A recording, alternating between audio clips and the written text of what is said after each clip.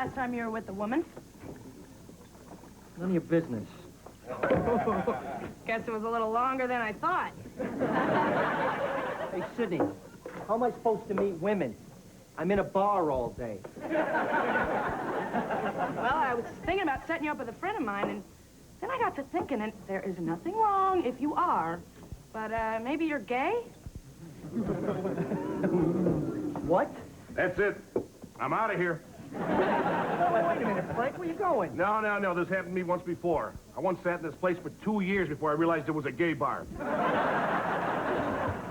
Frank, how do you hang out at a gay bar for 2 years and not realize it? Hey, how was I supposed to know, huh? I didn't know the code.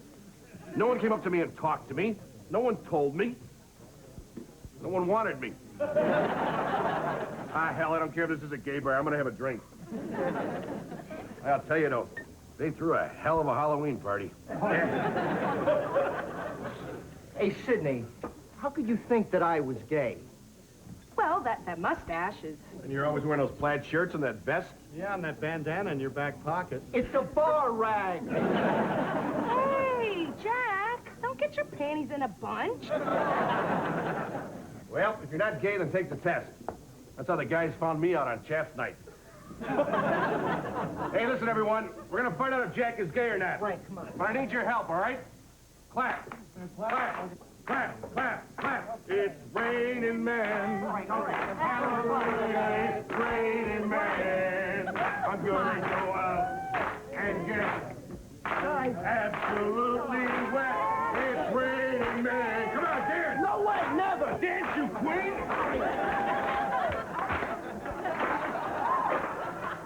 Hey, hold it. All right. Well, you're obviously not gay. Of course, that could be a false positive. We'll try again tomorrow, huh? Hey there, how you doing, guys?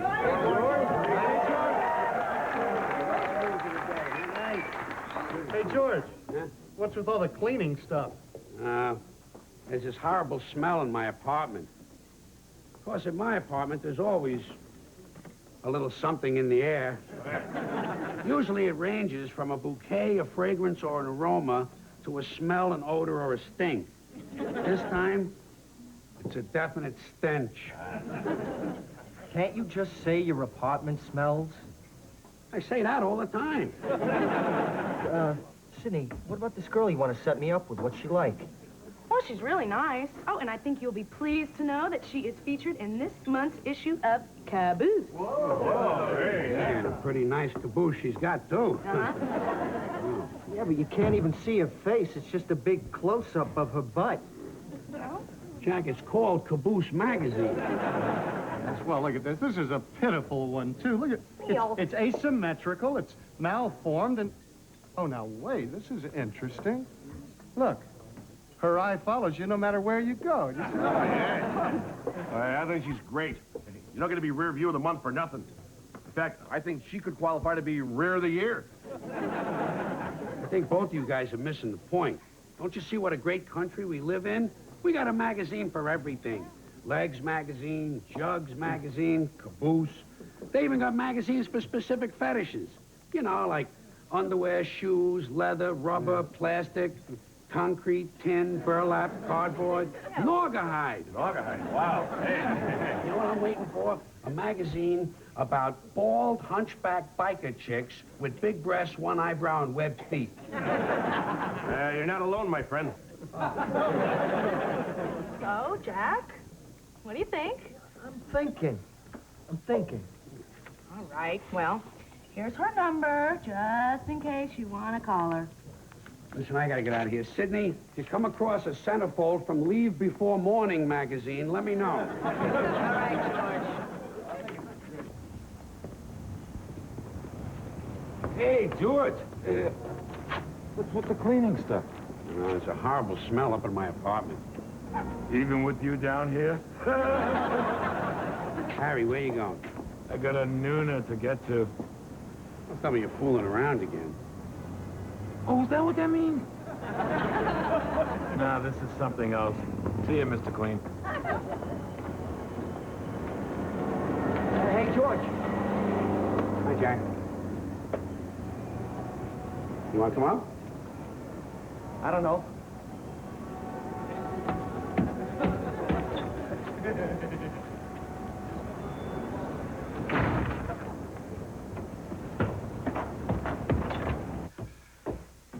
George! Oh, hey, get off of me. What the hell are you doing? I'm just so glad you're still alive. Of course I'm still alive. Why wouldn't I be alive? Well, with that stink coming out of your apartment, I thought you died in there and was starting to rot. I was gonna knock, but I didn't want to disturb you. Listen, Pinkerton, next time you smell something awful coming out of there and you haven't seen me in a couple of days, knock the door down, will you? I don't want my body to explode before the funeral. Hey, Jack! Hi. Come on in, Jack. Hey, George. My, what a pleasant surprise.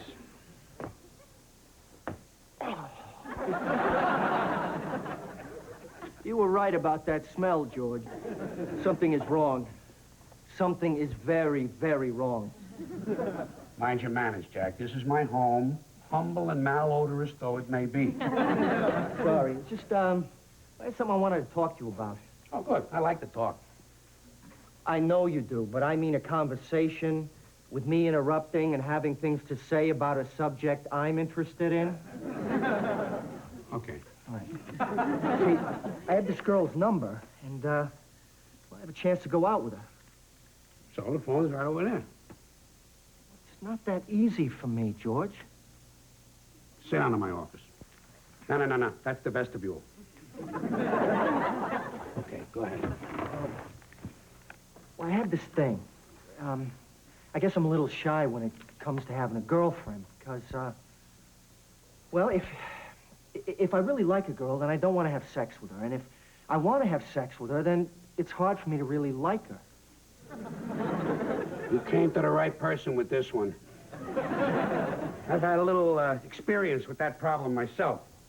Classically, it's called the Madonna whore complex. What you have to do is to integrate the two figures, if you see what I mean. Now, look, this here is a picture of my mother. She would represent the Madonna. I'm going to cut the head out of this picture. By the way, this is the only picture of her I've got, so we got to treat it nicely. Now, I'm going to scotch tape this picture of her onto the body of your caboose centerfold lady. You see? Now, this is unconventional therapy, I grant you, but then again, I'm completely unqualified to do this kind of thing. Ooh, baby. I know. So, you think you're ready to make that phone call now? You bet I am. All right, guy. Go ahead. Oh, man, Sidney forgot to tell me her real name. That's her real name. Okay. Hi, is this Vicky Derriere? I'm Jack Donahue. Sidney's friend? You're right. Well, I was just, wondering if you wouldn't mind going out with me sometime or something. Great. Yeah, sure, that'd be perfect. How should you dress? A little more formal than usual. Yeah. All right. Great. See ya. All right. Hey, listen, I'm always glad to help, Jack, you know? Thanks, George. And listen, I got to ask you to excuse me. I got a lot of heavy cleaning to do here. Yeah, it's funny how you're in a place that smells bad for a long time and you kind of get used to it. Yeah. Won't happen here. Okay, Miles. Time to get rid of that stench, huh? Load 16 tons. What do you get? Another day older and a deeper in debt. St. Peter, don't you call me, 'cause I can't go.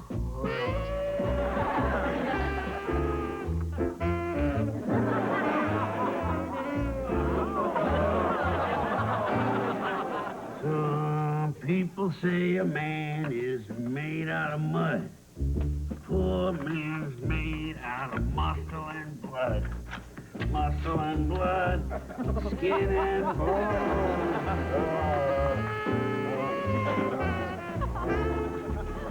Load 16 tons, What do you get?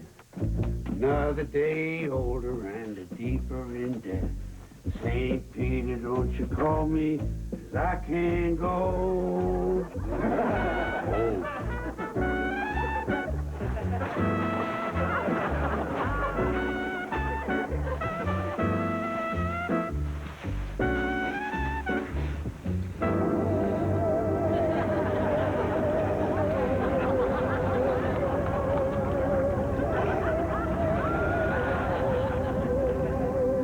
Tell you, Miles, this was a lot worse than I thought. All this mold and fungus. Good thing I had these gloves.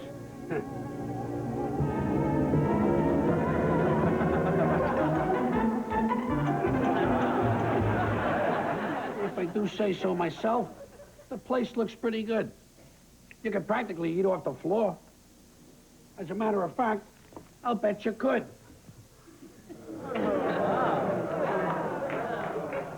Not bad. Not bad at all. Hey, no more bad smell in my apartment. You smell anything bad, it's not me, and it's not my apartment. How you doing? How's it going? Hello, guys. Howdy.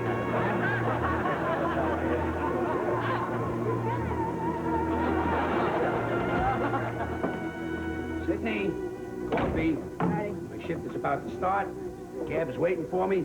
And a cab driver without caffeine is like a truck driver without amphetamines. Yeah. Am I right, guys? All right. You take care, Frank. Yeah. See you a little later, buddy. Here you go, Georgie. This should get you to the corner. Thanks a lot. Remember, as long as you got your help, huh? Yeah. All right.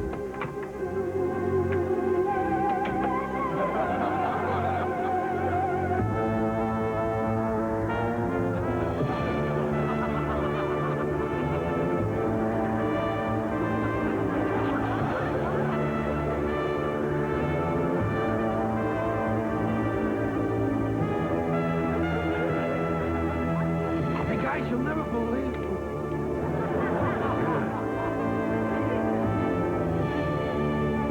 This is the latest outbreak of disease X. It occurred at a souvlaki stand on East 58th. Strange, very strange. I've never seen a pattern of disease spread like this. It goes back and forth to the airport a lot, occasionally stopping at massage parlors and adult bookstores. And now it wants souvlaki. What the hell are we up against, Doctor? We seem to have a typhoid Mary situation here. Now, if we consider the new location and reverse triangulate from all the disease vectors, bloop-diddy, bloop-diddy, bloop-diddy, we'll have the epicenter, the location of patient 0, which according to my calculations will be at this Upper West Side apartment right about here. Oh. The only information that the Center for Infectious Diseases has been able to verify about disease X is the initial symptom, dizziness, followed by a brief loss of consciousness. There are unconfirmed reports of a second stage involving aggressive hair growth on virtually any part of the body. Aggressive hair growth? On any part of the body? How about the top of my head? Who is it? It's me, Harry. Okay, Harry, hold a second here. All right. How you doing? George, what the hell's going on? I missed one day at the Moylan, then I go over there to find out it's all boarded up. Is this some kind of Irish holiday? Car bomb day. Car bomb day is in the summer. More people outdoors. You know what this is? It's an exciting new mystery disease. Disease X. Isn't it great? And it started right in our neighborhood. Everybody's catching it except me. You know where I think it's coming from, my friend? 3 little letters. CIA. Oh, George, you blame everything on the CIA. Lighten up. If you're missing a sock in your laundry, it's the CIA. We've been over this before, Harry. Missing sock is the DEA. One shoe on the highway, FBI. The lady ahead of me pays by a check, that's the IRS. Ah, my friend, mystery disease, CIA. Okay, Einstein. Why? Why would the CIA want to make you sick? Testing, Harry. They're always testing. Eventually, they're going to develop designer diseases so that they can wipe out specific areas of the population. You know, you want to get rid of the poor people, you put it in the mashed potatoes at KFC. You want to get rid of Roseanne, you put it in anything. George, I'm getting dizzy. Damn right. It's enough to make anybody dizzy, my friend. Oh, no. Come on, Harry. Not you, too. Oh, Harry, get up, will you? Come on, I gotta take you to the hospital. Come on. Zigzag. Come on, yeah. Zigzag. Yeah. Zigzag.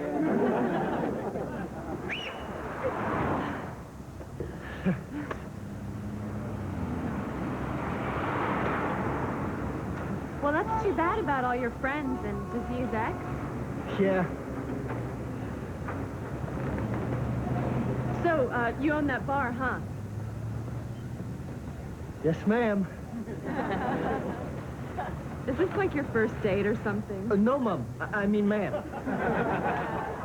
By the way, why are you carrying a copy of my magazine? Don't know. You're shy, aren't you? I like that. You may get lucky.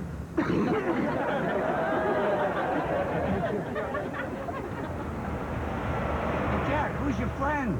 Vicky. Vicky? That's not Vicky. Turn around. Vicky. Your front view is a little different from your rear. Oh, well, then you'll recognize me in next month's issue of Shaved and Shiny. I subscribe to that. You guys want a lift? Hop in. Great. George, what's wrong with Harry? Just that disease X. Everyone I come in contact with either seems to have it or get it. You ever married? No. You? No. Engaged. Once. Favorite movie? Me.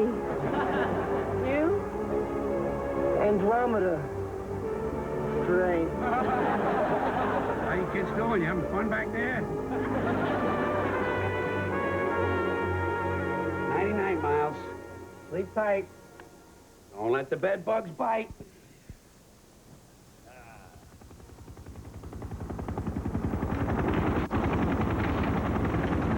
What the hell is going on? Hey, who are you? What is this? I know. It's that letter I wrote to Clinton, right? Hey, what's this? You're gonna switch my brain with the brain of a normal American. Hey, I know about the Roswell incident. I know about the CIA-Vatican cocaine connection. I know about the infiltration of the Pentagon by aliens from the Virgo cluster. Haha, see?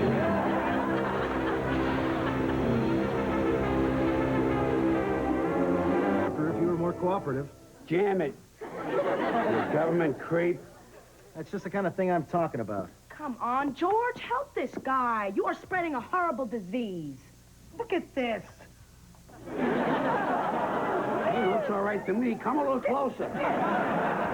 Now, this is serious, George. Come on.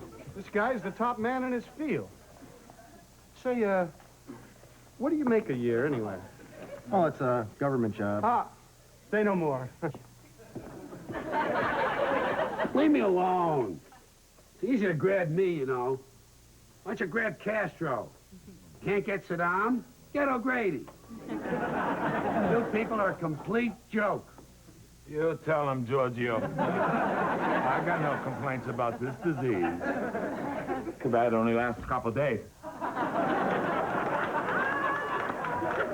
Hey, Pinkerton, take off my fuzzy slippers. These are my feet. Where's Frank? Hey! There's a hair in my beard. I got a bulletin for you, Frank. It just might be one of yours. Oh. Why don't you people get out of here now? Come on, I'm tired of being a zoo attraction or something. Come on. Yeah, thanks a lot, George. Yeah. It's really a lot. Interesting, interesting. This bears investigation. Tell me, Mr. O'Grady,